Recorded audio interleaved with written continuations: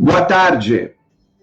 Por que o Brasil não consegue criar uma massa crítica de pessoas despertas, do ponto de vista de espiritualidade elevada, capacitada em conhecimentos elevados, com pensamento filosófico mais apurado, com uma visão de saúde em acordo a paradigmas modernos, não aprisionado na indústria capitalista médica simplesmente, porque nós não conseguimos criar essa sociedade desperta.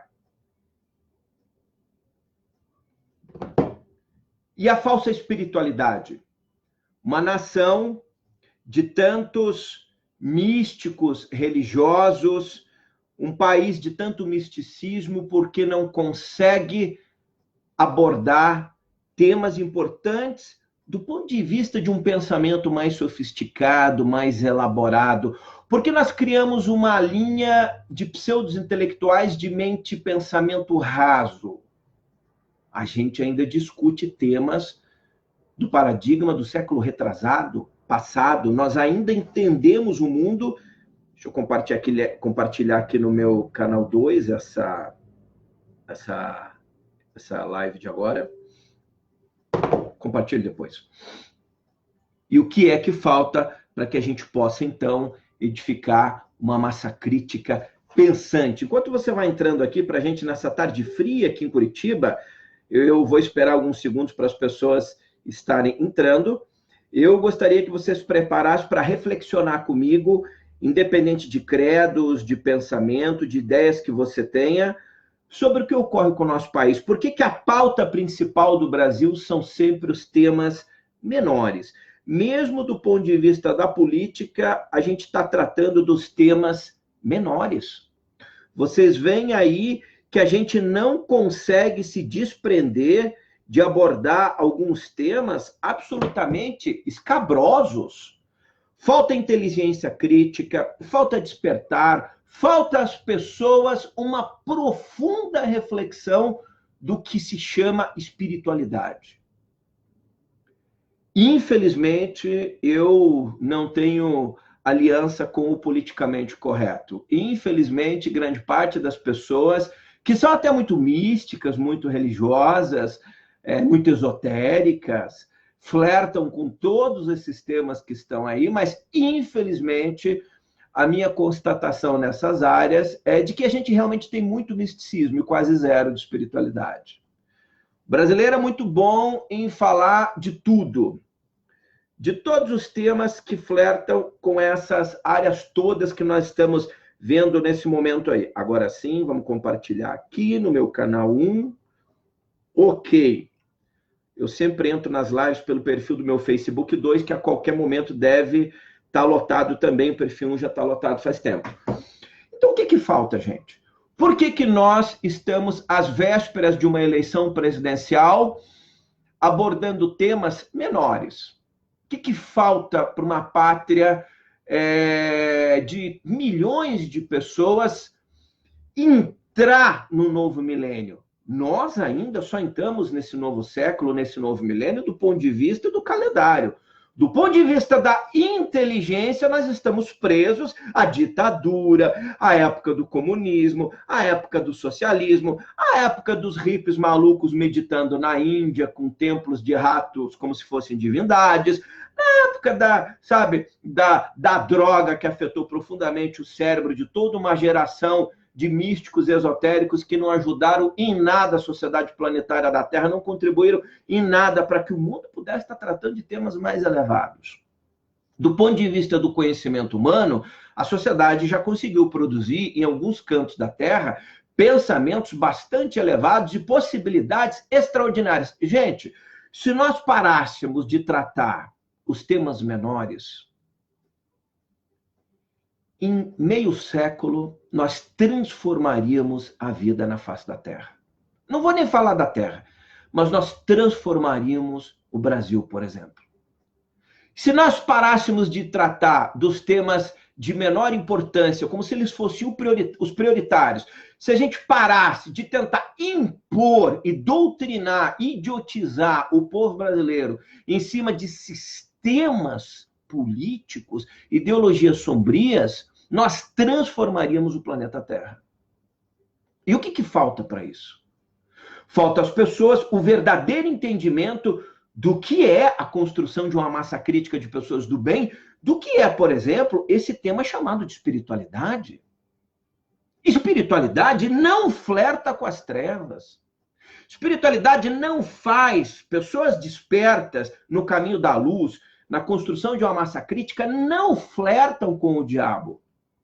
O pessoal que está flertando com o diabo, fazendo aliança com as trevas, falando de Deus, de espiritualidade, de budismo, de Jesus, está completamente equivocado. Você está seguindo o caminho das trevas. Não é possível que alguém ache, com tudo que o mundo já produziu, que a luz faz aliança com as trevas. Que a luz pode fazer alianças com bandidos, com crime organizado, com máfia, com interesses políticos desastrosos, com quem rouba dinheiro de merenda escolar, com padre pedófilo, médium pedófilo, com monja budista comunista, com um teólogo maluco invocando o livro de Apocalipse contra um juiz da do Supremo Tribunal Federal Brasileiro. Tem algum problema grave em como o brasileiro entende conexão com Deus e com a espiritualidade. Falar de amor com palavras mansas, invocar mantras, meditar, falar de física quântica, descobrir o nome do anjo da guarda, ficar rezando para ele, acendendo vela para a Virgem Maria, isso em nada tem a ver com espiritualidade elevada. Você pode até ser ateu, mas conectado a uma sociedade, a uma massa crítica do bem. Não flerta com as trevas. Lá na frente, você encontrará as respostas que busca, seja nessa realidade ou em outras realidades.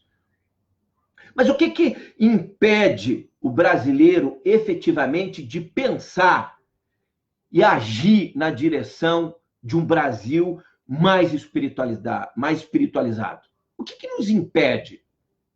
Um dos temas que é recorrente na história humana e também no Brasil. Nós adoramos gurus. Nós somos completamente apaixonados por mestres, gurus, budas, médiuns espirituais, esotéricos que dizem receber mensagens do universo. Por quê? Porque isso significa que nós não precisamos elevar a nossa espiritualidade. Nós nos pomos, a gente se coloca, se põe como discípulos a ouvir os mestres. Por que eu vou fazer o trabalho mais difícil? Por que eu tenho que ajudar a fazer a parte mais complexa, me envolver com política, com educação, com uma saúde melhor, lutar pela preservação? Não, eu ouço, eu sigo algum guru, algum mestre, me filio aí a uma organização, eles me dão as respostas prontas. Mas é claro, eu estou encurtando o caminho. Tudo bem que você está encurtando o caminho para o inferno. Mas, de qualquer maneira, no teu consciente, você acha que está encurtando o caminho. Nós precisamos assumir a responsabilidade, eu tenho dito isso há muitos anos, da nossa própria espiritualidade interna, a nossa própria conexão com Deus, com temas elevados. Nós não vivemos a profanação, a gente está vivendo a era da profanação do sagrado. E isso é de tal forma horrenda que todos os símbolos sagrados, não só do cristianismo, do judaísmo, das tradições sagradas importantes, estão sendo profanados dia após dia. Evento após evento, seja nas artes, na música, nos espetáculos grotescos teatrais. Então, nós criamos uma sociedade que flerta com esse tipo de coisa e outra que assiste sem desejar mudanças. Agora, não é só nas artes, na música, na educação que nós estamos vendo a profanação do sagrado, na política.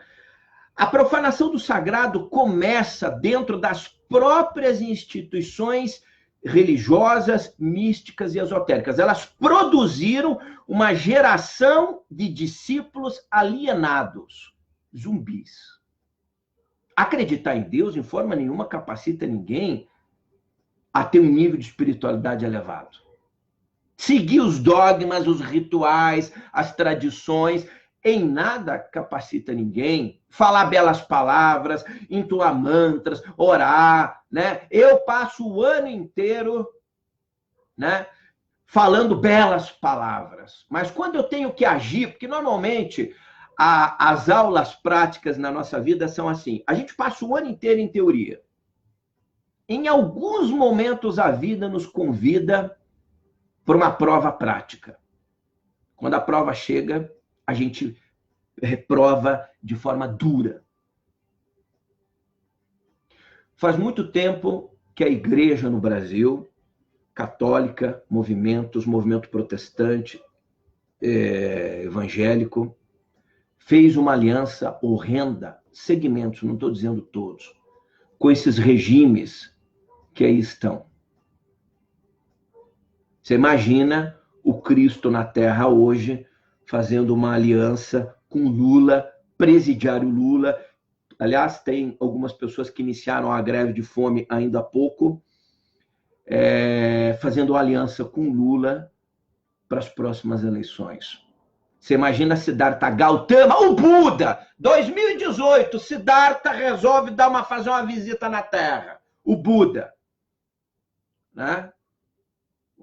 Um ser humano igual a mim, a você, que atinge um grande estado de sabedoria. Buda e Jesus são completamente diferentes, né? Isso é uma das alienações dos meios holísticos, esotéricos, inclusive. Siddhartha é uma pessoa comum, e aí Siddhartha vem à Terra, o iluminado, aí, de repente, um dos discípulos dele, você está sabendo que Lula está preso? Não, me diga, Lula, pois é, o presidente Lula está cumprindo pena lá na quadra do escritor Alcione Jacomiti, em Curitiba. Coitado do Alcione, tá lá. Avisa a assessoria que eu vou fazer uma visita pro presidiário Lula. Eu vou lá em Curitiba.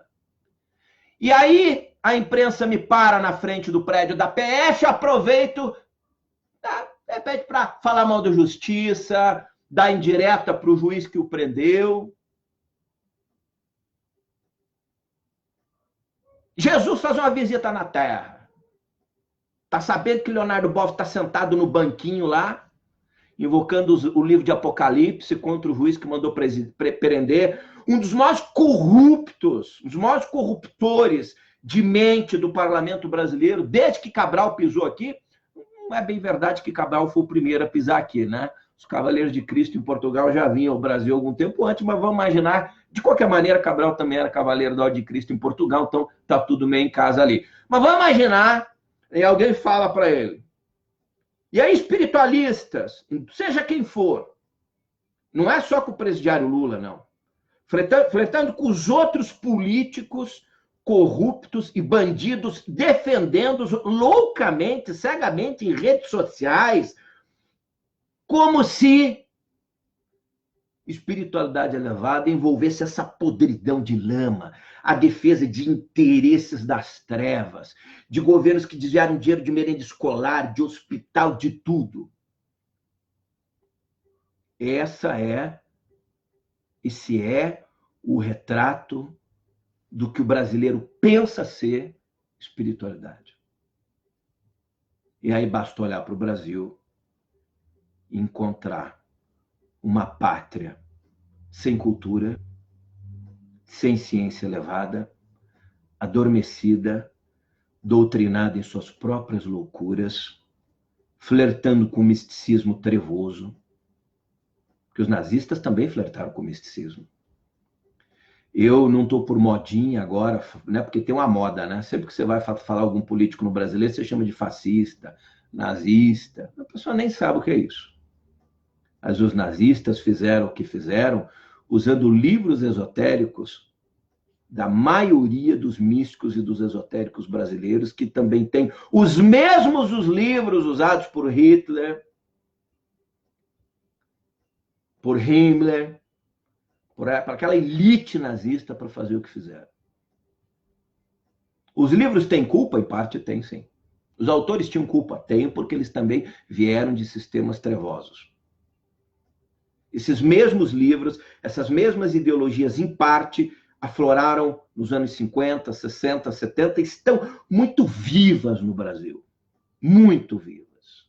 Nós temos aqui, talvez, uma das sociedades mais idiotizadas do ponto de vista de entendimento transparente, cristalino, que entende, de fato, quem foram esses gurus sombrios, esses conhecimentos das trevas, que penetraram corações e mentes do brasileiro. E aí, quando alguém resolve botar o dedo nessa ferida,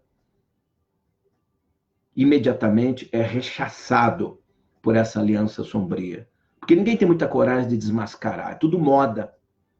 Qual o problema de droga, prostituição, suruba? Apesar que esse horário eu não posso falar esses temas, tem que ser mais contido. Qual o problema do sexo livre, o amor livre, flertar com espiritualidade elevada? Os templos místicos e esotéricos de grande parte dos anos 60 e 70 sempre flertaram com isso mesmo. Sexo, profanação e loucura sempre tiveram mãos dadas com místicos esotéricos no mundo todo. Qualquer pessoa que se propõe a estudar sozinha, não por mim, não ser acreditar no que eu estou dizendo, que for pesquisar, vai chegar a essa conclusão. Então, como é que nós poderíamos ter construído uma massa crítica de pessoas despertas se nós temos gente no Brasil, seguidor de gurus enlouquecidos, de instituições religiosas loucas, de segmentos da igreja comunistas? Mas não podemos falar. Você veja, nós profanamos tanto o sagrado que algumas pessoas estão chamando Jesus de socialista. E se Jesus fosse democrata? Eu desconfio que Pedro era ambientalista, era pescador, estava no mar, etc. Eu acho que Pedro talvez fosse ambientalista. Paulo não. Paulo, de repente, era tipo assim, né? Camarada mais lá tipo PSL, assim, um camarada mais lá, um partido mais linha dura, etc. Por mais que Paulo tenha nos dado uma das mais belas lições de amor, ele era ousado, foi a Roma. A lição de amor de Paulo é muito bonita do ponto de vista de quem é cristão. Do ponto de vista dos romanos, ele era louco. Então, se você olhar a pregação de Paulo do ponto de vista do império vigente da época, você vai ver que Paulo era um maluco. Né? Porque ele ousou confrontar tudo aquilo. E a Virgem Maria, do que será que era? Será que era aquela social-democrata, era do centro, porque era mãe, ficava ali meio no centro da balança? Não, porque se a gente chama, alguns chamam Jesus de socialista. Então nós profanamos, inclusive, teórica, assim, os dogmas sagrados das tradições. Não é só o cristianismo. Você veja que nós temos aí, por exemplo, toda uma linha de pensamento novo sendo infiltrado nessas correntes políticas, numa espécie... Porque elas não são correntes políticas. Eu tenho dito isso há muito tempo. Por exemplo, nós achamos que comunismo, por não falar em Deus, tem a ver com política. É um sistema religioso. O inferno também tem religião. Tá? Nós achamos que esses sistemas como o socialismo... socialismo e comunismo são diferentes. Não são, não. Do ponto de vista da teoria, são. Mas o socialismo é o primeiro passo da implantação de um sistema comunista no futuro. Eu vou falar disso mais à frente. Tem muita gente falando bobagem dessas coisas aí. Por mais que eles tenham pontos de vista e uma série de outras coisas, eles se alinham mais do que se afastam. A gente vai ver a história, nós vamos perceber isso. Então, por que a gente não consegue produzir, nesse momento no Brasil, uma massa crítica? Eu tomava café com a minha mãe agora à tarde, e ela dizia assim, pois é, o senhor está tão difícil, né? Você veja os candidatos, é sempre o mesmo papo, sempre a mesma pauta. Porque a gente não tem pessoas querendo tratar temas elevados, ou porque tem vergonha. Engraçado, a pauta religiosa preenche grande parte da vida do ser humano, a religiosa do bem. Nem vou chamar de religiosa, o pensamento espiritual elevado. Nós educamos nossos filhos em acordo com os nossos padrões, valores morais e espirituais, não só morais, porque os morais teoricamente podem mudar, não os morais superiores, né, para não matar, porque você tem os valores morais em acordo a tradições, a sistemas, etc. Eu estou falando de outra coisa. Mas por que que a gente, da mesma forma que nos conecta com uma área importante da vida, a dimensão da espiritualidade é a fronteira mais importante da existência humana? Nós já constatamos isso do ponto de vista das novas visões médicas. Por exemplo, na minha entrevista com o Dr. Harold Kuhn, da Universidade Duke, nos Estados Unidos, a maior autoridade do mundo na área de pesquisas científicas médicas em acordo a práticas espirituais transformadoras, eu tenho uma entrevista que eu não a tornei público ainda, uma hora eu vou tornar pública, de 1h30, 2 horas, aonde mais de 400 pesquisas científicas no mundo apontam que pessoas que mantêm práticas espirituais elevadas têm saúde melhor, vivem melhor, são menos propensas à depressão, a estresse e mais imunes às doenças. Quando são atingidas por uma doença, se curam mais rapidamente. Eu não estou falando de misticismo, eu estou falando de práticas espirituais em acordo a tradições e a práticas espirituais elevadas. Já que essa dimensão é tão importante, por que do ponto de vista político nós não damos atenção a ela? Eu tenho dito aqui, se tivesse um presidente, um candidato a presidente do Brasil com pé no futuro, porque todos estão com pé no século passado, em acordo aos temas que estão sendo discutidos. Se nós tivéssemos não é só presidente, é governador, é senador, não tem. Nós teríamos, no mínimo no Brasil, uma secretaria, pode me dizer que eu sou maluco, mas nós teríamos uma secretaria para tratar de espiritualidade elevada no Brasil. A Índia tem lá uma espécie de ministério da religião. Não importa se eles manipulam, mas eles têm.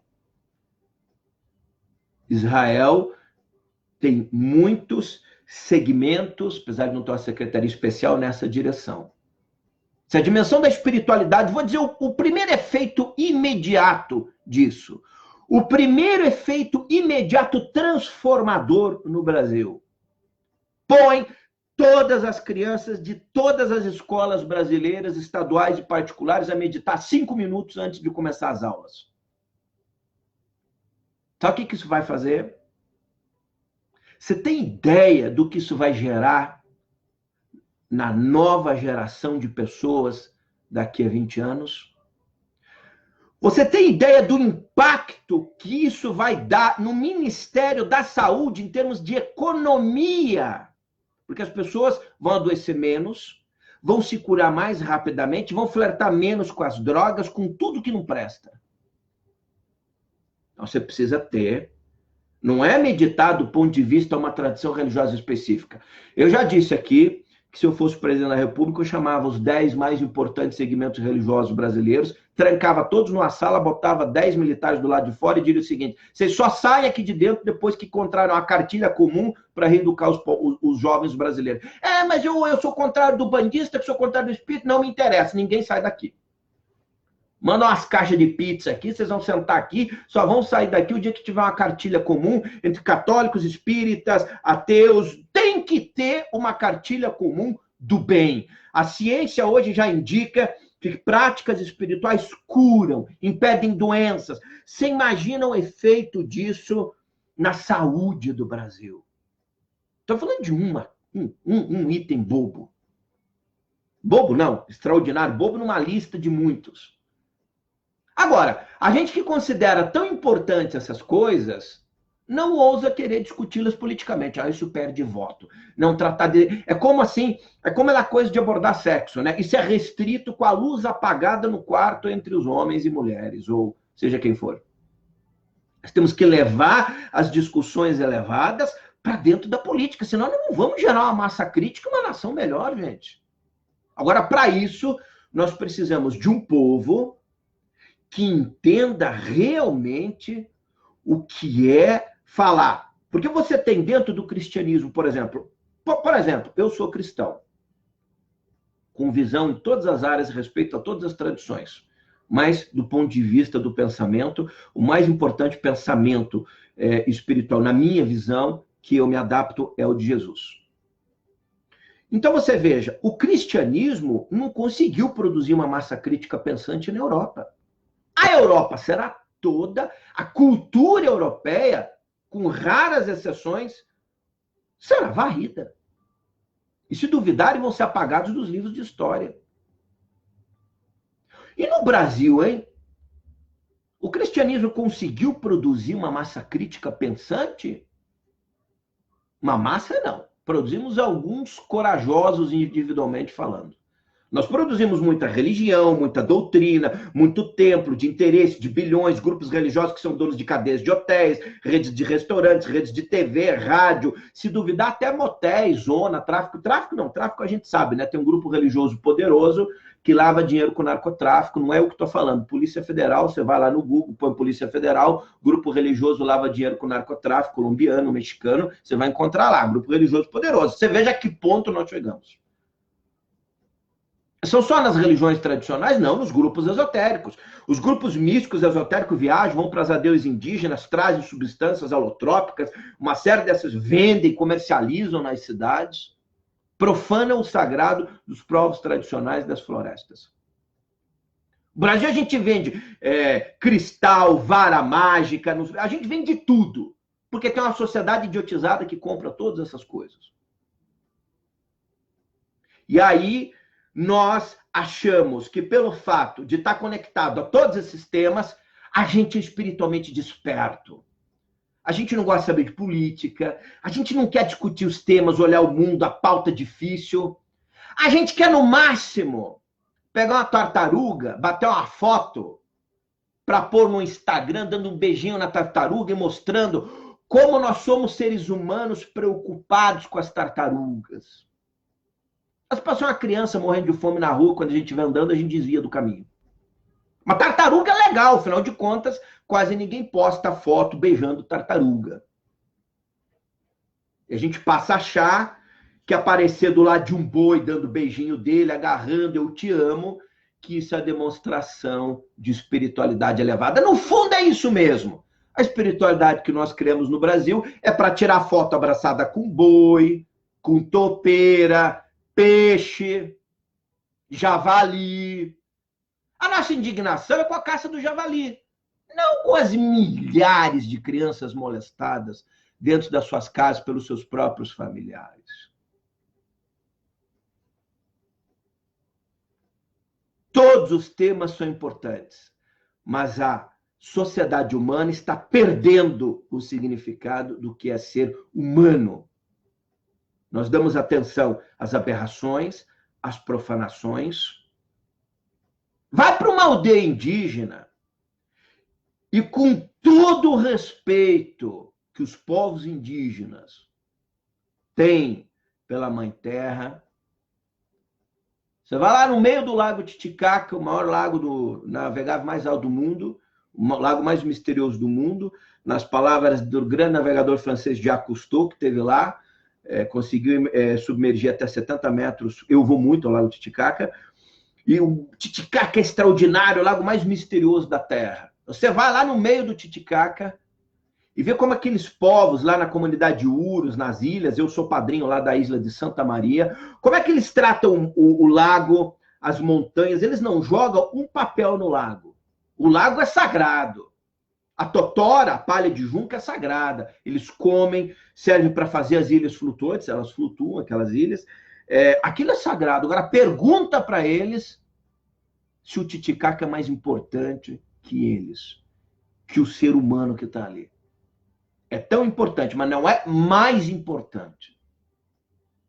Vai lá nas montanhas, vai lá no meio na Ilha de Páscoa, a ilha mais afastada do continente no planeta Terra. Pergunta para os Rapa Nui, que consideram os moais, as estátuas sagradas, as pedras, quase tudo sagrado.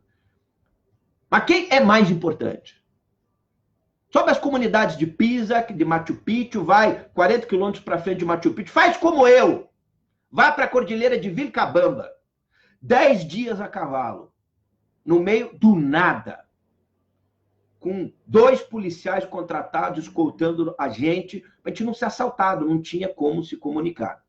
E os policiais com rádios, qualquer coisa, contatando a polícia peruana. Vai lá e pergunta para os índios da comunidade lá de Cotacoca, por exemplo, lá na Cordilheira de Vilcabamba, Quem é mais importante? As pedras, os animais, o puma, porque você vai ver na tradição inca, você tem a trilogia andina, o puma, a serpente e o côndor, que são animais importantíssimos. Mas pergunta se eles não abatem o puma se for necessário. Por que eu estou falando isso? Porque nós confundimos os graus de importância em cujo qual todas essas coisas devem se encontrar. Nós profanamos a natureza, destruímos, matamos tudo de forma horrenda. Não é disso que eu estou falando. É de uma geração de pessoas enlouquecidas que não entendem mais o significado do que é ser humano. Que passam a achar que as formigas são mais importantes que os seres humanos, por mais que as formigas tenham o seu papel importantíssimo na cadeia evolutiva da história da Terra. E devem, por exemplo, você vai pesquisar as antigas comunidades indígenas americanas, você pega os moicanos, por exemplo. Eles abatiam um animal sem problema para matar a fome. Faziam uma oração, agradeciam pela doação da carne do animal e comiam depois o animal. Então, essas pautas começam a ser discutidas no Brasil sem inteligência. E aí nós geramos uma cadeia de pessoas que pensam ser inteligentes, quando são absolutamente corrompidas nas suas ideias e flertam. Não é que estão defendendo isso, porque despertaram, igual o Siddhartha Gautama, despertei da espiritualidade, minha missão vai ser salvar os golfinhos. Mentira. Mentira. Você escolheu salvar os golfinhos porque é uma causa diferente, te dá mais status, ninguém defende golfinho, e se você defender os golfinhos, você vai ter mais curtidas, mais visualização, mais compartilhamento, seus vizinhos vão achar, poxa, não conheço ninguém que defende golfinho, que chique. Ah, porque você está lá preocupado com os golfinhos, não. Com raríssimas exceções. Então, dentro dessa temática espiritualidade elevada, se nós primeiro construirmos uma geração de pessoas de massa crítica pensante, automaticamente essas pessoas não precisarão serem ativistas dos golfinhos, das baleias, das formigas. Essa pauta estará diretamente conectada à consciência dessas pessoas. E elas não precisarão ficar aí falando dessas coisas o tempo todo. Você não joga papel na rua e não tira foto para postar nas redes sociais, estou botando o papel na lixeira. Veja como eu sou ecologicamente um cara correto. Isso é a profanação da inteligência humana. Do ponto de vista do que nós estamos vivendo agora no Brasil, nós estamos tentando uma reação com todos esses sistemas sombrios que foram implantados na Terra nos últimos anos. Sistemas religiosos, místicos, esotéricos, absolutamente enlouquecedores. E aí, quando nós tentamos essa reação, o que a gente encontra? Uma fortíssima oposição das pessoas que estavam confortáveis nos seus estados. Aí, quando a gente começa a pensar que nós entramos no terceiro milênio e vamos tratar de temas elevados, nós temos gente fazendo grupo para pesquisar gurus indianos pedófilos, por exemplo. Gurus brasileiros, tem centenas deles, espalhados nas comunidades místicas, esotéricas, ditas espiritualistas, completamente loucos. Tudo por quê? Dinheiro e sexo e poder. É o triunvirato, é o tripé dos místicos esotéricos, em sua grande maioria. Os gurus, né? Poder, sexo e dinheiro. Não muda nada indiferente aos grupos de poderes de interesses políticos das trevas. E nem dos materialistas das trevas. É a mesma pauta, gente. O instinto humano é o mesmo. Para nós gerarmos uma massa crítica pensante, a gente tem que deixar de pensar com o instinto, num segundo momento passar a pensar com o cérebro, e num terceiro momento despertar a consciência e a passar a ver tudo do ponto de vista da consciência, que nem está no corpo físico, que nos ilude, nos acomoda em acordo a interesses, a grupos, etc. Falar de espiritualidade elevada é o tema mais difícil, porque você põe o dedo naqueles grupos, mas eu já sou espiritualista, eu medito, eu não sei o quê, eu estou ligado a grupos. Normalmente as pessoas que estão nessas áreas, isso é constatação minha, gente. Eu tenho material para escrever uma obra com dezenas de anos de experiência nessa área. Há 30 e poucos anos que eu flerto com essa área, fiz eventos, hoje me afastando na medida do possível, porque cansei. As áreas que eu menos vi pessoas agirem na construção de um Brasil melhor foi nessas áreas. Você veja Jesus, né? Se questiona muito o que Jesus fazia até começar o seu ministério religioso. Você tem os grupos loucos e esotéricos. Jesus foi meditar na Índia. Jesus foi meditar no Tibete. Foi, pegou uma nave interplanetária, foi para fora da Terra, visitou os mundos. Foi. Sim, essas loucuras, aquele tipo de coisa que eu digo assim, o camarada, ele fica pensando assim, o que ninguém falou a respeito de Jesus ainda? Poxa, ninguém disse que Jesus, por exemplo, foi estar com os incas, né? Eu acho que Jesus saiu, veio aqui, passou 5 anos viajando. Eu vou falar isso, porque eu chamo atenção, vendo o livro, etc. Essas coisas. O que Jesus ficou fazendo? Jesus ficou trabalhando com o pai dele, colocando porta, janela, era carpinteiro com o pai dele. Ponto final. Até começar o ministério dele. Tanto que quando Maria insiste nele, tá na hora, ele, porra, Maria, não, é agora, tem que começar. Aí começa o ministério dele. Ele estava trabalhando, ajudando no sustento da casa, como pessoa digna. De vez em quando dava uma escapadinha, ia lá no templo de Jerusalém, seus hipócritas, ia lá pregar. Não, hipócritas ele fala quando é mais velho. Mas ele ia lá pregar o evangelho, porque já nasce com conhecimento extraordinário. Não é um mestre, um guru, que nem falam os movimentos esotéricos. Sabe por que os movimentos místicos esotéricos chamam Jesus de guru? O mestre? Porque você pode comparar ele com Osho, imagina, com Osho, que há 300 mil amantes, destruiu a vida de milhares de famílias, tinha 100 e poucos royalties. Já realmente o Osho é igualzinho a Jesus. Os dois são mestres do mesmo quilate espiritual.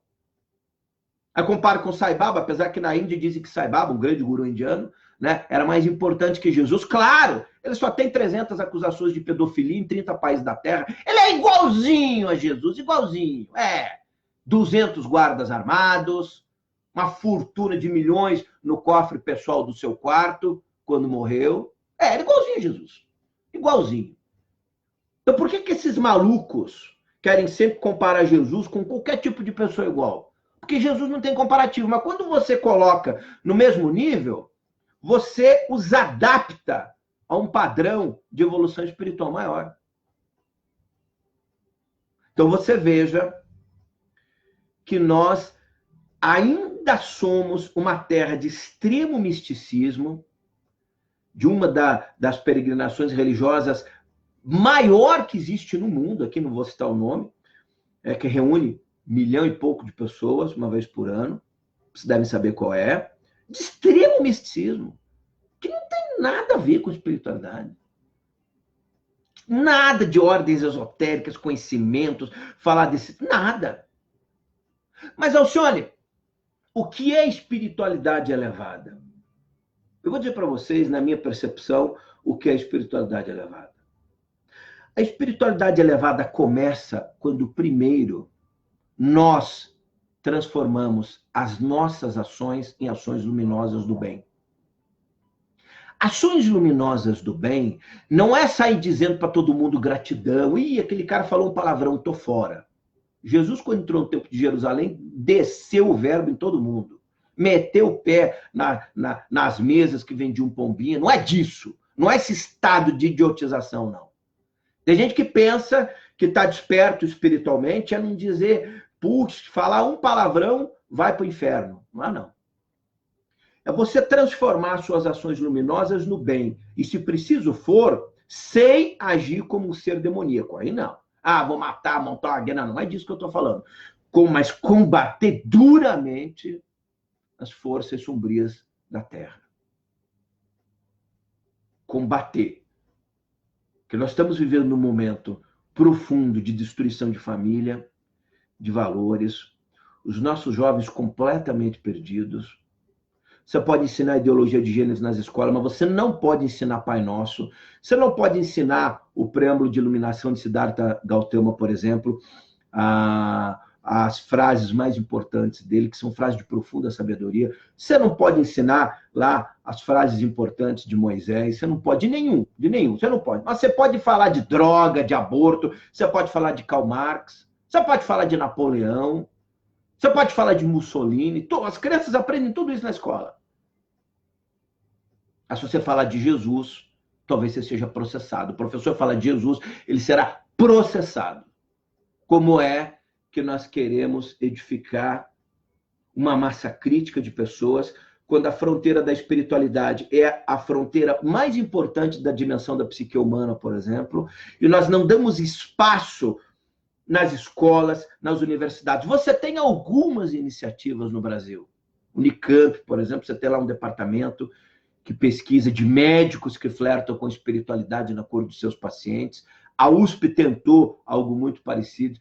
Você tem uma universidade no Rio de Janeiro agora, de um grupo de médicos falando de saúde e espiritualidade, eu vi. Você tem a Associação Médico Espírita Brasileira, por exemplo, que é constituído de médicos de diferentes áreas que falam de práticas espirituais na área da saúde, mas são ações isoladas. Você não tem uma política de Estado. Por que é que nós não podemos ter uma secretaria para tratar de temas espirituais elevados na construção de uma nova sociedade planetária? Por quê, hein? Você sabe que se os nossos deputados meditassem 5 minutos antes de qualquer assembleia plenária, mas eu sou evangélico, então rezo o Pai Nosso. Eu sou católico, rezo a Ave Maria, nem vai rezar até pro raio que eu parta. 5 minutos, não sou materialista. Fica 5 minutos em silêncio. Meditação, de uma certa forma, não tem nada a ver com religião. Você já imaginou? E se naqueles 5 minutos ali, o deputado lá, puxa vida, né? Ganhei 1 milhão de desvio de merenda escolar. Porra, preciso... Gente, pode não produzir efeito nesses caras que estão aí. Grande efeito, pelo menos, produz na geração futura. Toda informação e conhecimento que nós estamos produzindo gera uma massa crítica. O que vocês acham que a geração do futuro vai colher? Vocês estão achando que está ruim? Nós estamos colhendo o que as gerações dos anos 60, 50, 40 e começou agora a geração de 70 plantou. Agora eu pergunto, o que a geração daqui a 20, 30 anos irá colher das nossas ações? É essa discussão que está em pauta no mundo? A profanação do sagrado, arte pedófila, blasfêmia, o vilipíndio da fé, grupos minoritários que pedem tolerância para suas causas e escracham a fé dos outros. É essa bandeira, Deus me livre. Deus livre o Brasil de algum dia alguns desses grupos minoritários terem força política no governo federal. Seria uma loucura o que ocorreria com o Brasil. O que já ocorreu seria ainda muito pior. Então, o que nós estamos produzindo de espiritualidade elevada? Então, espiritualidade elevada, eu me transformo naquilo que eu quero ver diferente no mundo. E eu vou atuar onde, hein, gente? Quais são as áreas da sociedade humana que mais precisam de pessoas despertas? Existe um equívoco muito grande quando a gente fala de estado de iluminação, de espiritualidade elevada, de ser um cristão. Eu estou com Jesus. Tá com Jesus só faz obra das trevas. Tá com Jesus e agir no dia a dia. Tá do lado do bem, seja do Islã, da tradição religiosa que for, é ter ações transformadoras aonde, gente? Onde é que mais se faz necessário uma transformação nesse momento? Aonde tem trevas.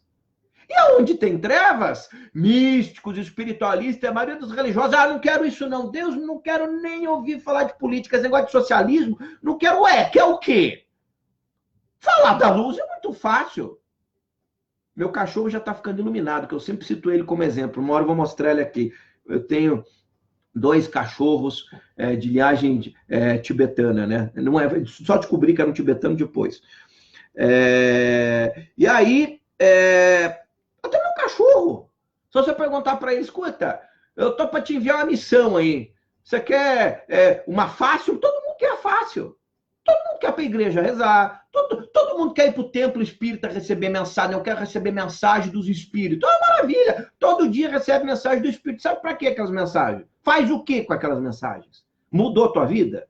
Se mudou, maravilha. Quantas mensagens precisam para mudar a nossa vida? Uma mensagem impactante é suficiente para mudar a nossa vida. A gente fica lá depois, não é por mensagem, não, é por modismo. A gente acostumou, gosta daquilo. Fica no templo fazendo mantra, oração. Quantos? Quantos são necessários? 500 mil mantras? Não sabe nem o que significa. Como disse o Dalai Lama, atual líder exilado tibetano, no começo do ano passado, existem horas de agir e horas para orar e meditar. Essa é uma hora de orar, não é hora de agir e meditar, não. Ele quis dizer a prioridade, né? Porque nós devemos meditar, orar, enfim. Se a gente quer tratar de temas elevados, nós precisamos de uma massa de guerreiros da luz, guerreiros mesmo, a palavra é guerreiros, para atuar aonde tem mais trevas, para lançar luz nas trevas. E é lá, as trevas não querem que lance luz. O monge budista socialista não quer falar disso. Ela quer continuar falando de mantras, de paz, de amor, de união, mas na prática eu me associo a bandidos, a criminosos, a sistemas comunistas, socialistas. É uma maravilha, muito bonito falar de teologia da libertação, que tem que alimentar os pobres, porque os pobres na América Latina, eu conheço toda a linha que o Simão Bolívar desceu, andou a cavalo, já passei umas 200 vezes por lá. Você pega o altiplano da Bolívia até a Venezuela, Simão Bolívar desceu, o grande libertador dos povos indígenas, conheço tudo aquilo ali. Mas e aí? Nós vamos ficar falando da teologia da libertação dos pobres. Mas na hora que eu for pego de surpresa, eu estou tirando foto com Fidel Castro, eu estou mostrando a minha camiseta do Che Guevara, eu estou mostrando uma camiseta, uma bandeira vermelha socialista, que matou assim 500 milhões de pessoas na história do... 500 milhões não é muita gente mesmo, né? A teoria... Nós chegamos num ponto onde a teoria e as palavras não servem para mais nada. Eu tenho dito para as pessoas assim, esqueçam os mensageiros. Não importa o Alcione Giacometti, por exemplo, importa é o que ele faz de ações práticas, construtivas, em alguma área que ele decidiu agir. Não importa o que o pastor, o padre... O que aquele cara faz? O que ele está combatendo? O que ele está tentando lançar luz? O que ele está combatendo? Com quem ele flerta? Eu passo o dia todo rezando o Pai Nosso e janto com o presidiário? Eu posso jantar com o presidiário se for por compaixão. Então, fui lá, por compaixão, fui lá dizer para ele, olha, muda, cara. Você ainda está vivo. Não fica se iludindo, achando que você é o pai dos pobres. Achando que você é eterno. Achando que a justiça está contra você, que o Ministério Público está contra você, que as Nações Unidas, que o mundo todo está contra você. Esses teus seguidores estão te iludindo. Você vai morrer e você vai ver o que vai acontecer. Você vai morrer primeiro que todos esses caras aí que estão te apoiando, que você é mais velho. Muito provavelmente morra primeiro, do ponto de vista de anos, logicamente. Não se engane. Faça uma reflexão de consciência. Seja homem. Olha, gente, eu errei. Eu não devia ter feito isso. Eu fiquei 6 meses lá na Polícia Federal, fiz uma profunda análise de consciência. Eu quero perdão do brasileiro. Eu também devo ter feito algumas coisas boas. Eu quero pedir perdão pelas coisas ruins. Meu partido está equivocado realmente, num monte de coisa. Eu quero pensar um Brasil diferente. Não é mais por dinheiro, não é mais por política. Eu tive um sonho lá, uma revelação, eu vou morrer daqui a pouco. Eu não quero meu nome na lama da história. Eu quero uma oportunidade de mudar. É isso que faz. Todos, não estou falando só do presidiário aqui em Curitiba, não. Vá para lá. Aí ataca a polícia, aí ataca o Ministério Público, ataca todo mundo, ataca o povo, ataca a humanidade. Só falta atacar, por que não ataca ataca Deus. Já tem as milícias ali. Aí, é luta armada. Temos que destruir a fé. O cristianismo é uma praga. É com esse tipo de argumento que você acha que as poucas pessoas que pensam nesse Brasil pode até enganar o Brasil. Não é problema enganar eu, povo. Nós somos todos seres humanos. Você está enganando a tua consciência, o que vai ocorrer com você quando sair daqui. E o karma devastador que você impôs ao povo brasileiro. É isso que ninguém quer falar. Um dos temas que eu tenho falado, que é dos mais importantes na área da espiritualidade, é uma palavra chamada desconstrução. Meu filho, meu amigo, desconstrua as suas más ações, os seus equívocos, o seu flerte com as trevas, o seu flerte com a destruição da família, a sua associação com a profanação do sagrado, a sua aliança em seguir gurus pedófilos. Desconstrua isso, porque se você for pego no meio do caminho, saindo da terra em associação com essas coisas, a sua oportunidade de mudar depois acabou. Aí você vai colher os frutos. Lá na frente, em algum lugar, deve existir uma misericórdia, uma compaixão para que você se reconstrua de novo. Mas não vai ser fácil. Nós flertamos com todas essas coisas, como se a gente fosse viver para sempre. Eu vou viver para sempre, não vou morrer nunca. Não tenho medo, tenho poder, tenho dinheiro, bato em quem quiser, destruo igreja, família, vão convencer todas as crianças do Brasil que ninguém nasce menino nem menina. Convence, seu deputado, flerta com aborto. Todos os projetos, cada vez que o camarada abre a boca, está defendendo prostituição, liberação de droga, aborto, ideologia de gênero. Vai, seu deputado, aproveita, o senhor é novo ainda. Vai, daqui a pouco um acidente de automóvel, cai um caminhão, uma fatalidade da história, morre por velhice, por doença, e aí o senhor vai encontrar as sementes que o senhor plantou aqui na terra, e serão todos frutos profundamente apodrecidos.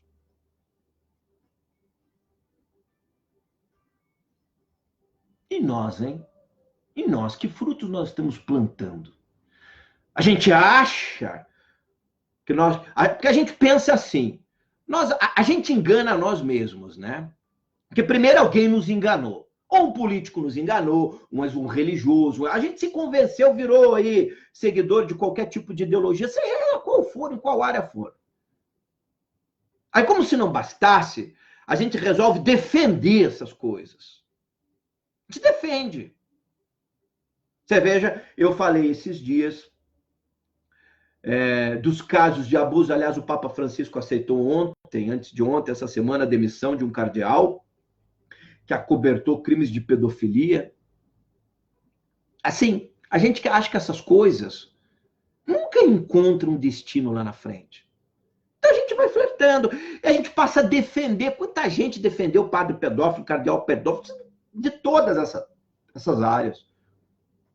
E aí, quanta gente sofreu, foi abusado, foi corrompido. Olha, quem defende sistemas sombrios, que matou milhões de pessoas, que levou fome, que levou destruição. Gente, o que são crianças morrendo porque não tem merenda escolar, produtos, tinham bandidos no Rio de Janeiro que desviavam remédios da saúde para vender nas suas redes de farmácia, e gente defendendo esses políticos. Defendendo. Não venda a sua alma, não se associe com as trevas. Agora, normalmente, a gente acha, quando aparece alguém falando de espiritualidade, de esoterismo, misticismo, a pessoa...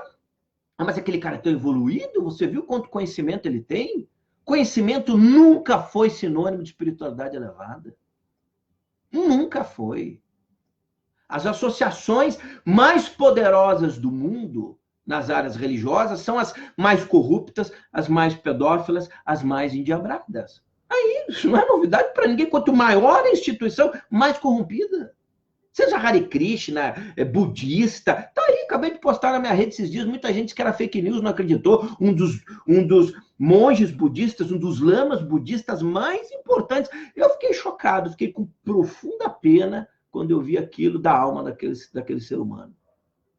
Um trabalho gigante em vários países, profundamente atolado em trevas profundas. Agora, a pergunta que eu gostaria de falar é o seguinte: é possível que alguém corrompido por trevas possa plantar sementes luminosas? O que vocês acham? Eu sigo um cara lá, político, religioso, seja quem for, eu adoro o discurso dele. Ele tem algum problema? Eu não sei. Ele foi acusado aí de narcotráfico, desviar aí 200 milhões de dólares. Também tem umas 3 acusações de pedofilia, mas não ficou nada comprovado, sei. E aí você continua lá seguindo o cara. Eu sigo aí um monge aí que defende um presidiário, que é o maior corruptor da história do Brasil. Adoro ele. Nossa, manda os mantras para mim por telefone. Isso! Continua ouvindo os mantras. Isso, vai lá. Aproveita e dá um pulinho na livraria, compra mais um livro e continua lendo. Vai. Você já comprou um livro do Osho essa semana? Já comprou? Quer que eu ponha o link aqui? Onde é que tem aqui? Da Amazon. Você põe lá, amazon.com/Osho. Compra o livro do Osho. Medita nas meditações do Osho semana que vem. Deixa a luz, assim. Aquelas meditações dele, assim, que você fica girando, assim, 2 horas, né? Olha lá, faz em casa. Vai de madrugada. Continua lendo. Nós vivemos numa era onde todas as verdades estão sendo escancaradas como oportunidade de crescimento, de maturação, de criação de uma massa crítica. Quantas pessoas estão... Eu quero essa oportunidade, Deus, universo, terra, obrigado. Lançou luz em tempos sombrios na minha consciência. Não flerto mais com isso. De cada 100, 1. Dos outros, 50 não acreditam. Os outros 48 vão dizer assim, tudo bem. Mas aquilo fez tão bem para mim, fez bem para você e fez mal para quantas pessoas? Eu tenho um médium aqui, que eu já falei várias vezes, em Curitiba, aqui no bairro do Santa Cana, onde eu moro, está com acusação de 60 e poucos casos de pedofilia. O Ministério Público está investigando. Ele faltou lá a primeira ação, mas o Ministério Público está investigando. Faz isso desde os anos 60. Mas eu gosto, fez tão bem para mim, fez, né? Fez muito bem para você ir lá ouvir as histórias dele. Mas só que 60 pessoas molestadas, que se sabe oficialmente, versus o estrago nas famílias desses 60, destruiu a vida de quantas pessoas? Não fez bem para você. Sabe o que fez? Te aprisionou num mundo de sansara, de ilusão, de trevas profundas.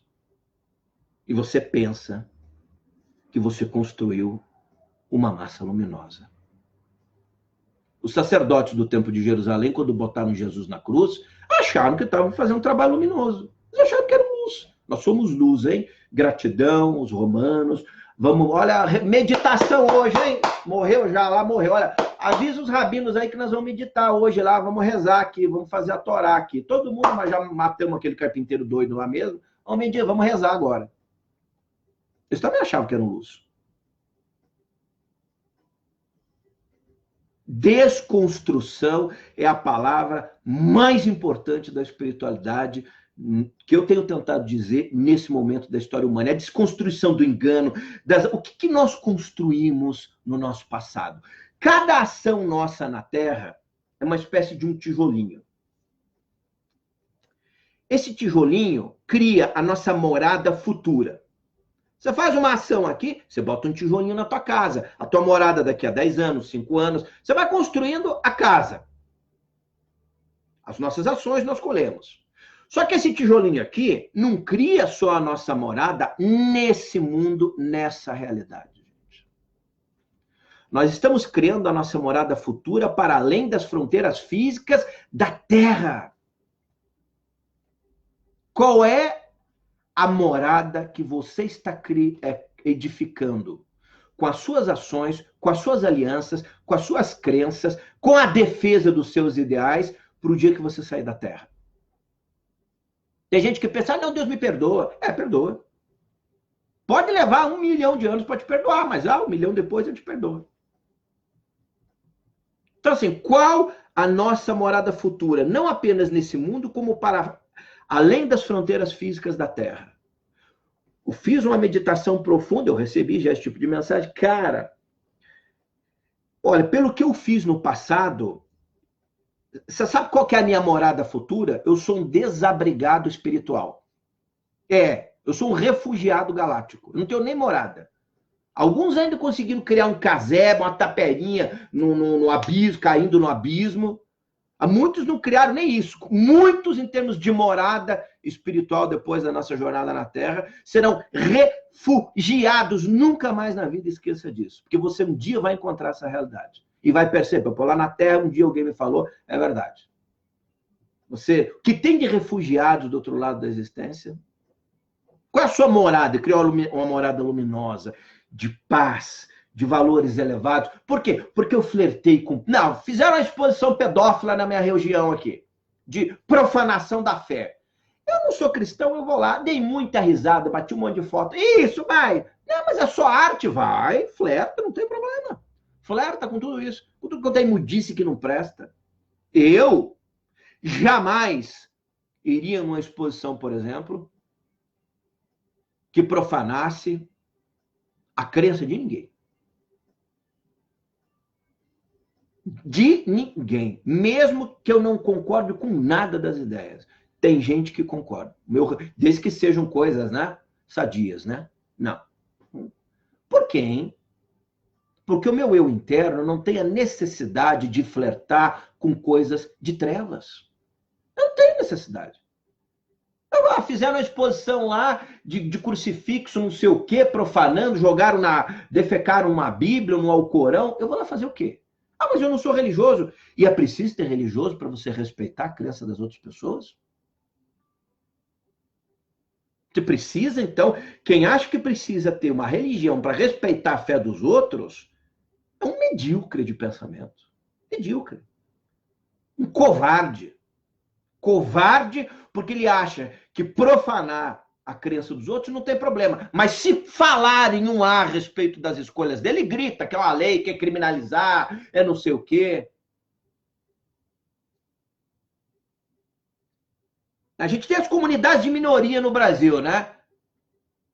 As comunidades LGBT. Eu tenho muitos amigos homossexuais que me assistem no meu canal no YouTube e aqui no Facebook. Tem todo o meu respeito. São seres humanos iguais, exatamente iguais a mim. Muitos deles são almas luminosas. Assim como muitos héteros não são, muitos deles não são. Agora, as agendas políticas desses grupos, vocês flertam com as trevas.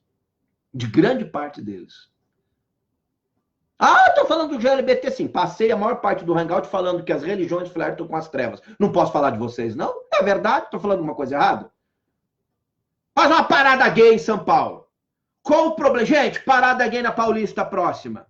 Não tem profanação da fé de ninguém. Se nós queremos respeito, nós somos diferentes. É uma agenda nova no mundo. Vamos agir por amor e compaixão. A partir de agora, não flertamos mais com a profanação da fé de ninguém. Vocês vão ver como vai mudar a percepção de todo o povo brasileiro a respeito da agenda de vocês. Vai mudar. Em 2 anos, muda. O brasileiro vai, aquele pessoal merece o meu respeito. Eu não concordo com a opção sexual deles, merece o meu respeito. Assim como eles não concordam com a minha, ok, não preciso concordar mesmo, o que importa é as pessoas sendo felizes, mas muda. Vai mudar, vai criar uma massa crítica diferente.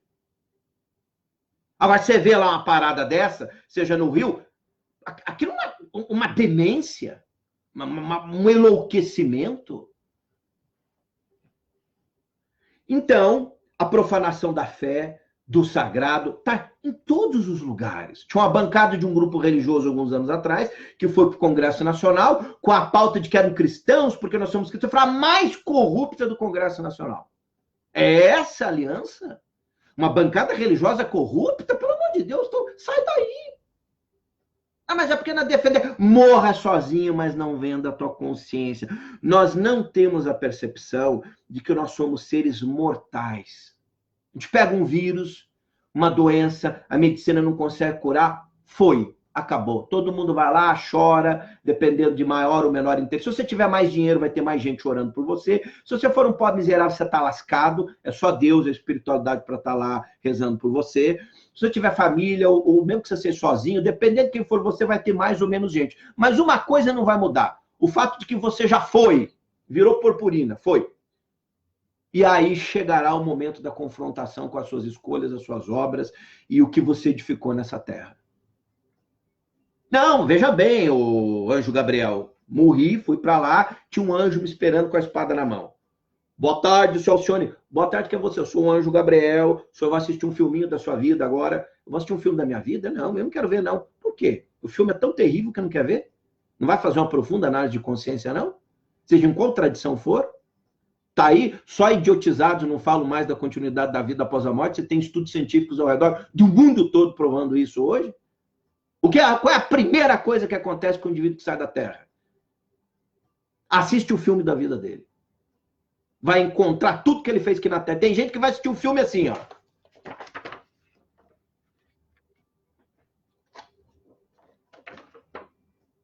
Ô, Gabriel, não é ali, não era eu, não, eu fui. Não, é que eles me doutrinaram, eu não sabia. Você não sabia, né? Você não sabia que o presidiário Lula era culpado. Não sabia.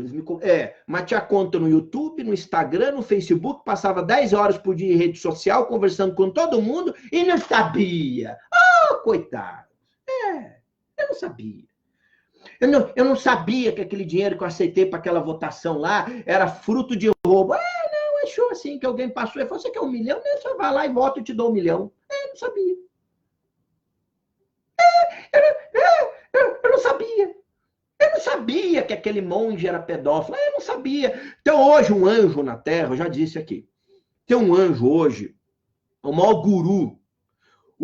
guru da história da Terra. Nunca existiu um guru como esse cara. Ele sabe tudo. O nome desse guru é Bodhisattva Google. Vai lá no Google. Google. Bodhisattva Google. Bodhisattva é grande alma, né? Grande alma Google. Você vai lá e põe lá Mon Alcione Giacometti.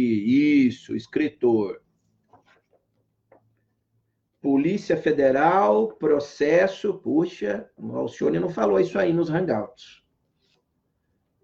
Deixou de pagar, fugiu de casa, não paga a pensão, está sendo procurado. Ele também não falou disso aí, não. Ele falou de Jesus, dos Budas, de física quântica, não falou dessa parte que ele não paga a pensão para os filhos dele, abandonou a mulher. Alcione Giacometti. 10 associações de família na Argentina, Chile, Estados Unidos, França, Inglaterra, de pais processam ele por molestar seus filhos. Puxa, também não falou disso aí, tá no Google, Bodhisattva Google. Não, mas eu não acredito nada disso, não. O senhor é um cara do bem. Esse pessoal aí tá tudo errado. Polícia Federal tá errada, Ministério Público tá errado, as associações de pais lá estão erradas. Foto, pego no flagra com as calças na mão. Não, mas essa foto aí pode ter sido manipulada, não? A gente manipula qualquer coisa. O que eu gosto mesmo é de ouvir o Alcione quando ele fala assim. O que importa é a mensagem que ele passa, o que ele fez não importa. Vai, Manezildo, vai. Continua seguindo essa linha, vai. Aí lá na frente, eu não sabia. Nós estamos tendo a oportunidade de ter acesso a tudo. Então, uma frase que Jesus disse que chegaria um tempo que as verdades seriam gritadas dos telhados, entre aspas. Os veículos de comunicações podres, interesses poderosos, os grupos religiosos poderados, os místicos, os espiritualistas loucos. Por exemplo, só nos últimos dias eu recebi as seguintes mensagens. O pessoal me manda essas coisas, né? Como são amigos próximos, eu leio ou ouço, né? Mensagem espiritual: não vai mais encarnar na Terra nenhuma alma primitiva. Gente, por Deus do céu. Eu estou falando das mais importantes lideranças nessas áreas no Brasil. Não vai encarnar na Terra, mas nenhuma alma primitiva. Fizeram um isolamento espiritual na Terra, só vai nascer a alma do bem. Fonte: cara top, seguido por milhares de pessoas. numa área tal que eu não vou dizer qual é, nem o nome. Mensagem 2. A partir de agora vai encarnar as piores almas na Terra como última oportunidade de evolução espiritual. Brasil vai ser o hospital do planeta Terra. Aí, a primeira fonte séria, cara seguido por milhões, diz que não nasce mais nenhum espírito ruim na Terra. Segunda fonte séria, o cara diz que é o contrário, vai nascer. Terceira, a amiga mandou ontem esse áudio, inclusive. Não, porque agora, eu não vou nem falar a palavra que ela falou, que vai ficar muito evidente para vocês procurarem no Google, eu não quero nem citar essas pessoas. Porque agora nós temos que nos preparar, parte das almas estão nascendo, mas parte das outras... Eu fiquei com a dúvida. Eu cheguei à conclusão que o céu é uma zona, que a espiritualidade é um hospício, que os planos espirituais foram tomados por gente louca. Se esse tipo de mensagem for verdade, eu prefiro ficar ateu, não acreditar em nada. Sabe, esse pessoal é mais louco que a gente. Eu tenho mais sanidade que esses supostos mestres espirituais que estão mandando essas mensagens. Não é possível. E nós e os discípulos, como é que os discípulos agem? Olha, receberam a mensagem, aleluia, amém. Não, puxa, é verdade, não vai nascer mais, só quero conectar com a luz. Não posso falar nada de trevas. Aí o cara se prepara, não vê mais jornal, não sei o quê. Semana que vem, aí vai uma mensagem completamente diferente, o cara... Não, mudou, agora mudou. Vocês viram? Mudança no concílio cósmico aí. A partir de agora vão dar mais uma chance. Espera aí, gente. Essas coisas não mudam assim, não. A gente vive 80, 90, 100 anos na Terra, essas coisas não mudam todo ano. Olha, se o plano espiritual muda todo ano, as diretrizes da espiritualidade na Terra são tudo bando de espírito louco para o universo. Eu estava dizendo para a Terra que eu quero descer, não, peraí, eu vou para onde? Eu quero ir para uma outra dimensão. Não é assim essas coisas. Então, as pessoas flertam com essas coisas, todo ano muda. A gente tem que ter aí um bom senso. Foi decidido. Então, assim, são os misticismos. Isso não tem nada de verdade. São os misticismos, os esoterismos, as tradições, as loucuras. Normalmente, esse tipo de coisa serve para vender livro, para palestra, para evento, para criar canal social com muito seguidor. Serve para isso. Mas eu pergunto, qual é a mudança efetiva no Brasil, por exemplo? Na espiritualidade do brasileiro, na educação. O que está mudando na prática, no dia a dia? As pessoas estão melhores? Eu tenho um grupo aqui que está meditando, está melhor. Por quê? A gente não fala mais de política. Ah, parabéns! Vocês, então, acham que estão melhores porque não falam de política. Eu tenho uma novidade para vocês. Vocês foram já estão a serviço de forças sombrias. Já estão. Nós somos regidos por um sistema político em todas as nações da Terra. Se a gente não quer discutir isso, nós já estamos. Você não precisa ser ativista nessas áreas. Você tem que conhecer, entender o que está acontecendo com o país que você mora. Você acha mesmo que alguém que não liga para o país? Eu não estou nem aí com a eleição presidencial. A minha preocupação é de temas aí, de física quântica, de quem eu fui numa vida passada, de falar de extraterrestres. Isso. Afinal de contas, são os alienígenas que pagam todas as minhas contas em casa mesmo, né? Afinal de contas, eu posso descobrir que foi um milionário numa vida passada e lá exigir judicialmente a minha fortuna. Essas coisas têm uma importância maravilhosa, né? Descobrir quem foi. Porque não sabe nem quem é na vida do presente, nem o que está fazendo na Terra, nem qual é a missão dele, não, qual é o legado de existência que vai deixar depois daqui e fica achando que foi alguém no passado. Ou que vai ser alguém no futuro. Não fala com o vizinho, mas fala com o anjo. Né? Não sabe nem educar o filho, mas monta uma igreja para educar o bairro inteiro. Não serve nem para falar com o cachorro em casa. Nem o cachorro escuta ele. O cachorro vai falar, vem aqui, Fox. O cachorro sai correndo. Mas ele monta um templo para dar passe espiritual.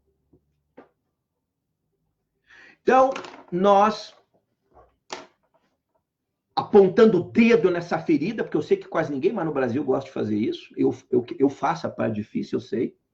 Cada vez que eu faço isso, você vai lá no meu Facebook 1, que está correndo lá agora o meu Facebook 1, que era uma rede que se conectou muito por místicos esotéricos, que foram de eventos, que foram me adicionar, 80% todos alienados, pelas conversas, pelo que eles estão interessados em saber. O país está esfacelando, e as pessoas estão interessadas aí, sabe, em temas. tô nem aí. Esse tipo de gente, na minha vida, para o resto dos meus dias da Terra, quero a maior distância possível. Vocês não me verão mais em muitos grandes eventos que flertam com essas áreas. Tá fazendo o quê? Vai mudar o quê? Qual é o objetivo? Falar desse tema para quê? Há 30 anos que eu ouço gente falar disso, não mudou nada, muito pelo contrário, o cara é um picareta. Ao longo desses 30 anos enganou milhares de pessoas com um monte de coisa que nunca aconteceu. Estou fora dessas coisas.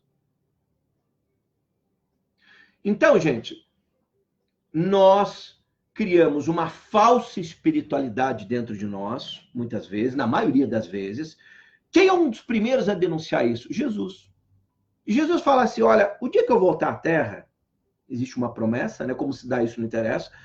Um dia que eu retornar, muitas pessoas vão chegar a mim, mas eu fui um brilhante pregador, nossa, eu falei de física quântica, eu falei das vidas passadas, eu falei dos nossos irmãos estelares, eu expulsei demônios, eu curei um monte de gente, eu fiquei falando gratidão, eu nem falava a palavra merda porque eu achava que era pecado, eu só falava palavras luminosas, eu fiz tudo isso. O que Jesus fala? Afastai-vos de mim, eu não vos conheço. Nossa, mas o senhor está tão radical. O que aconteceu nesses 2000 anos, hein? Não tomou garganol no céu, não? Está estressado por quê? No mínimo, o pessoal vai responder assim, nossa, Jesus, 2000 anos depois, quem diria? Só porque agora é o Todo-Poderoso, acho que pode falar assim com a gente. Do ponto de vista desses místicos esotéricos, eles vão responder assim, dos religiosos, né? Eles acham que estão fazendo tudo certo. Fala nesses temas o tempo todo, flerta com... Olha, o que tem de gente ensinando coisa inútil na área da espiritualidade, e nessas áreas, no mundo, e em especial no Brasil, que é a terra de tudo quanto é coisa doida, é impressionante. O camarada compra um livro, faz um curso lá, não. Para que serve esse curso? Eu não sei, mas eu estou fazendo. Para que serve esse livro? Não, ele fala como é que é a vida na sexta dimensão. Ah, sei. E você já preparou a mala para ir para lá? Então, a gente não entende que a nossa missão na Terra, nós somos seres humanos da Terra, vivendo em um momento, toda geração na Terra, isso é muito importante, gente. Toda geração que nasce tem uma missão, cada pessoa, e um propósito, deve encontrar o seu propósito de existência e preparar o seu legado de vida para quando sair daqui. O que é isso, legado de vida? Nunca ninguém falou nisso não para mim. Você pensa o quê? Que você nasce, vive na Terra, faz o que quer, vai embora e não tem a obrigação de deixar frutos luminosos para as gerações futuras. Que é assim. Não tem compromisso, que é uma irresponsabilidade. É um porra louca, místico, doido, varrido, que viveu, um alienado, que acha que não precisa deixar nada. Não, estou deixando um legado do que, senhor? Não entendo nada desses temas. Olha, eu não sei. Eu deixei uma boa educação para meus filhos, valores morais, integridade, honestidade. Parabéns. Esse é o legado da luz que você deixou. Não, eu deixei uma biblioteca para meus filhos com um livro de tudo quanto é tipo de organização na Terra, botei ele em 10 organizações. Isso não é legado. Isso é coisa. Isso não é legado. Eu não criei nenhuma fórmula física, não é disso que eu estou falando. Eu deixei, por onde eu plantei, sementes luminosas, de amor. Eu fui duro no combate às trevas. Mas tem uma coisa muito importante. A justiça divina é dura, mas jamais deixa de ser compassiva. Ela tem que ter compaixão. Ela tem que ter amor e compaixão. Senão não é justiça divina. Justiça espiritual vem junto com amor e compaixão. Quando é que entra o amor e compaixão? Quando o outro lado estiver disposto a aceitar. Senão você não pode fazer nada. Mas da sua parte você estende o amor e compaixão. Se a pessoa quiser encontrar, ok. Não, plantei sementes luminosas. O quanto da nossa realidade futura nós precisamos desconstruir, hein, gente? Já fizeram esse exercício? Qual é a nossa morada futura? Qual é a desconstrução que nós precisamos fazer? Eu ouço muito aquela frase, eu não me arrependo de nada na vida. Somente tolos e idiotados não se arrependem de nada. As pessoas mais longe de realidades luminosas são aquelas que não encontram nada para se arrepender. Você pensa isso? Não. Eu não me arrependo de nada, aquilo foi importante. Cuidado. Um dia, aproveite a oportunidade do arrependimento. Ela é uma oportunidade preciosa. É porque a gente não faz um verdadeiro exercício no passado. que era a vinda do Messias? Qual é a primeira parte, a primeira palavra, a mais importante? Era o Redentor. O Messias era o Redentor, aquele que traria redenção sobre os erros da humanidade. Aí vai você, o guru galáctico, dizer assim, não, eu fiz uma análise da minha vida, não tenho nada para me arrepender. É essa aí, claro. Lógico que não. Lógico. É você na Terra, mais Jesus e a Virgem Maria, que não tem nada para se arrepender. O resto todos temos. Então, Jesus passou todo o seu ministério dizendo, arrependei-vos. O que é arrepender? O que é esse arrependimento? Que às vezes as religiões ensinam errado. É lançar luz sobre os erros, sobre o mal que nós fizemos a uma pessoa, a um familiar. Por exemplo, a minha esposa estava contando, não vou dizer o nome, claro, que uma amiga do meu filho na escola, uma amiguinha do meu filho na escola, e as filhas, a minha esposa tem uma amiga, então tem a amiguinha do meu filho. Então, essa amiga da minha esposa, algumas vezes aqui em casa, traz os filhos dela, e numa das últimas vezes, ela contando a história triste, que o marido simplesmente arrumou um amante, sumiu de casa. Sabe o que aconteceu com a filha? Ele não viu mais a filha, já faz meses. A filha está sob tratamento psiquiátrico no hospital, tomando remédios pesados para poder suportar a ausência do pai. Esse cara, um dia, vai colher frutos muito amargos do que ele está fazendo com uma criança de 10 anos de idade. Está precisando, com 10 anos, fazer tratamento psiquiátrico, porque um louco desse, muito provavelmente por sexo fácil, arrumou uma outra louca e não quer nem saber das vidas dos filhos que botou no mundo. Um dia, esse camarada vai precisar reverter isso. Ou aqui, ou do outro lado da existência. É disso que eu estou falando. A gente não faz uma análise da nossa existência e não percebe o quanto nós podemos ter sido maus, ruins, tiranos, em ações simples, às vezes.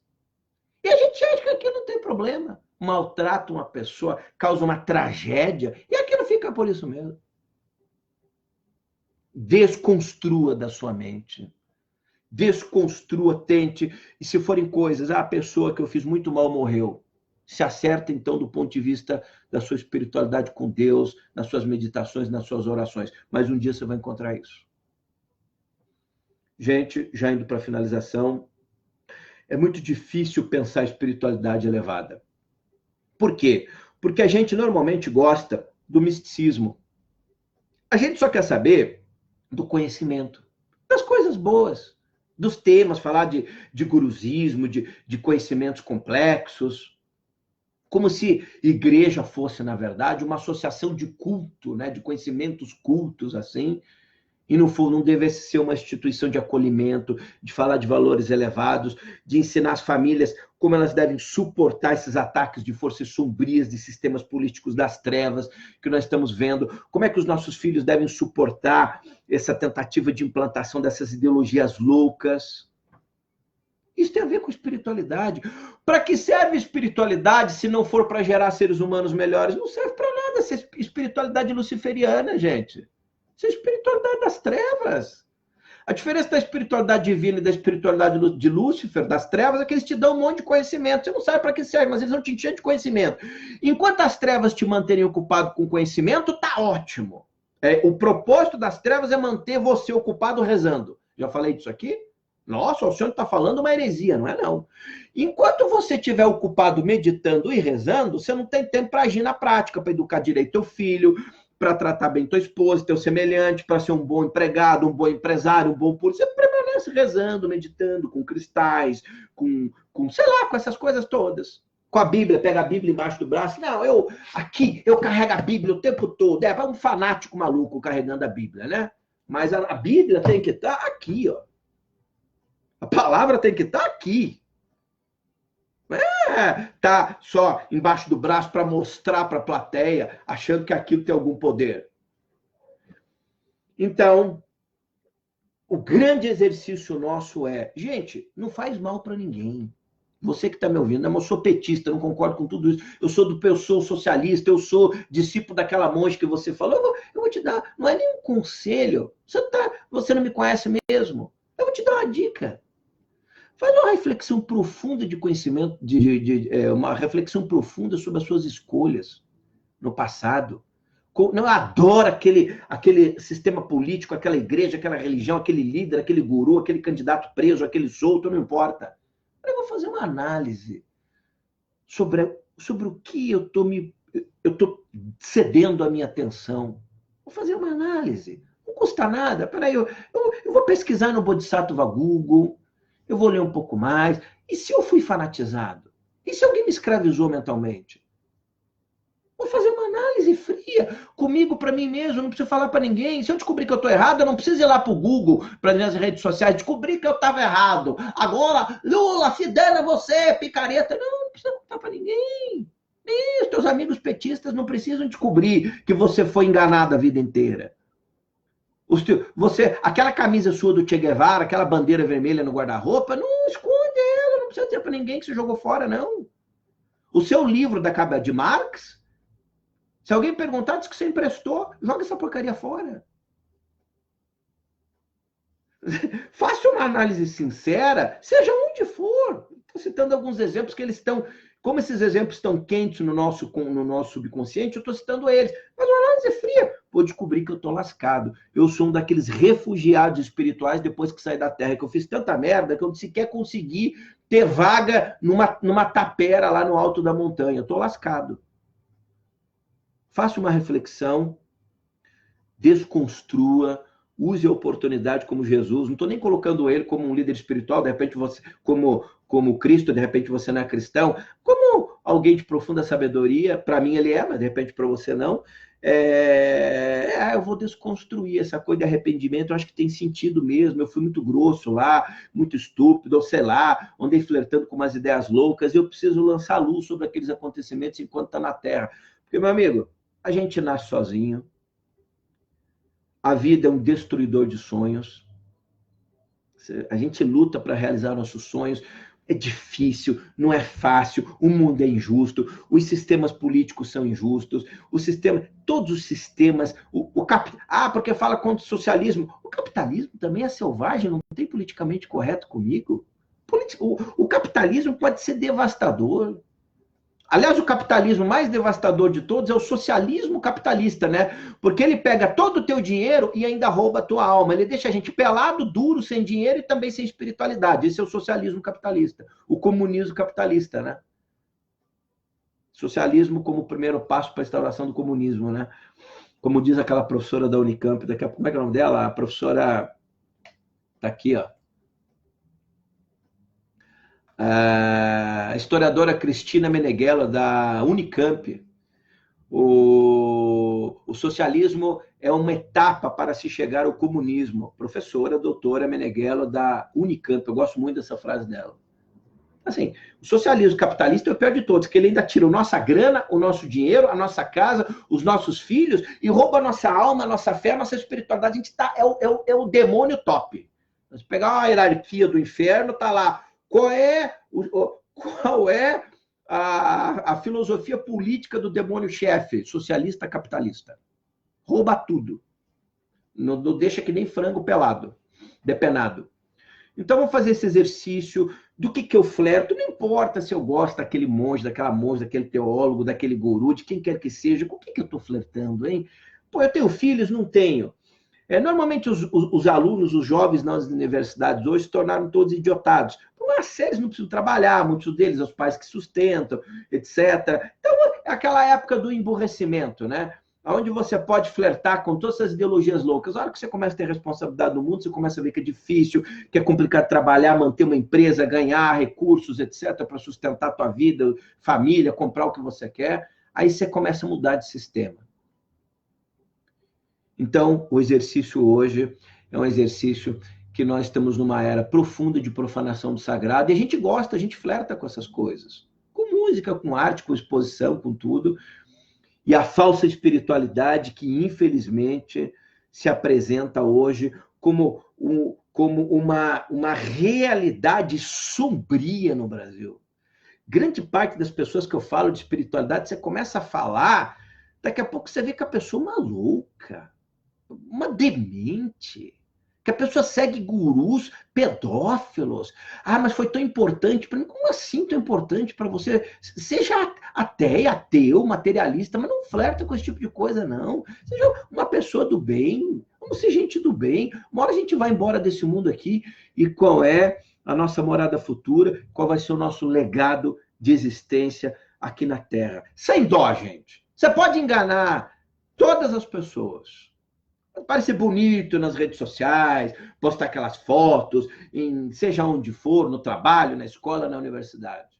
Mas é a hora que você está sozinha com você mesmo, a hora do encontro com a tua consciência, a hora do meu encontro com a minha consciência. Pensa que eu não faço essa análise? Cada vez que eu venho aqui falar, eu digo, para que serve o que eu estou falando? Você acha que eu estou aqui falando para ter curtida, gerar grupo de seguidores? Quantas vezes eu pedi para você se conectar a algum canal social meu? Eu nunca peço. A luz encontra a luz, esteja onde estiver. Aproveitando aqui, quero agradecer muito. Eu nem ia muito falar essas coisas, eu já agradeci ali nas redes sociais, mas eu quero agradecer aqui os 2 canais lá que postaram a minha análise política, a política do Roda Viva. O primeiro canal, o Verdade Política, que é um canal gigante no YouTube. A minha apresentação já estava em alta no YouTube, nesse momento chegando a 130 mil visualizações. É o vídeo mais visto do canal deles das últimas semanas aí. Parabéns a vocês, é um pessoal do bem, fazendo um trabalho do bem lá, o canal Verdade Política, que postou lá análise, entrevista de Jair Bolsonaro pelo escritor Alcione Giacometti. Obrigado, eu nem conheço vocês postaram lá, obrigado. E eu quero agradecer esse grupo, eu já conheci, mas não tenho contato com eles, o movimento Avança Brasil, que tem um trabalho importante, que nesse momento já está com mais de 53 mil visualizações também, o mesmo vídeo meu. Aí tem um monte de canais aí que as pessoas estão me falando que postaram a mesma análise. Então é um agradecimento. Eu sei que a minha análise, somando mais da minha rede e outros canais, já está chegando a 250 mil visualizações em vários canais na internet no Brasil. Obrigado. Não pedi para ninguém compartilhar nada, mas se a mensagem ressoou, eu acho que é assim que tem que fazer mesmo. E assim como ressoou o trabalho de vocês, eu estou divulgando aqui. Então, que nós possamos fazer uma análise profunda. Eu quis fazer uma análise mais profunda da espiritualidade, porque um país de místicos, de profunda religiosidade, tomado por discussões, só se discute aborto, ideologia de gênero, Lula, se vai sair da cadeia, não vai. Pelo amor de Deus, vamos ver se a gente consegue ter uma massa crítica pensante para pensar os novos temas do Brasil. E quem saiba, a gente consiga ter um futuro presidente com coragem, quem sabe, de montar uma espécie de secretaria de alta espiritualidade ou de discussão de temas elevados da espiritualidade, para servir como um farol desses temas importantes, a nossa geração e as novas gerações no futuro, para que a gente crie uma nova sociedade planetária luminosa aqui na Terra. A luz, os guerreiros da luz, necessariamente não precisam ser alienados. Às vezes é importante que a gente fale firme e bata duro. Porque muito provavelmente, quando escolheram o Arcanjo Miguel para ir lá para o céu, olha lá, invadiram o céu, quem vai chegar lá? Invadiram o céu, quem foi Lúcifer? Nossa, mas ele era um anjo tão bonzinho, o que aconteceu? Eu não sei, ele acordou revoltado, foi lá, convenceu um terço dos anjos que ele estava certo, estão querendo dominar o céu. Chama Miguel, que esse cara aí, eu vou fazer uma metáfora, eu adoro muito essas metáforas filosóficas, né? Nossa, invadiram o céu, invadiram o céu. Quem que pode? Miguel, quem pode nos defender? Miguel. Chama Miguel lá. Miguel vai fazer o quê? Gabriel, vem aqui, eu estava montando aqui um esquema, você soube já que Lúcifer invadiu o céu, né? Soube. 1 trilhão de anjos, 300 bilhões, ficou 333 bilhões está do lado do Lúcifer. O negócio é o seguinte, tem uma floricultura ali na esquina, vai lá, compra 333 milhões de cristais e 333 milhões de flores. E você vai fazer o quê? A gente vai dar um cristal bonitinho com a flor para cada um daqueles anjos. Aí, de repente, eles encerram a rebelião. Um abraço. Sejamos luz em tempos sombrios.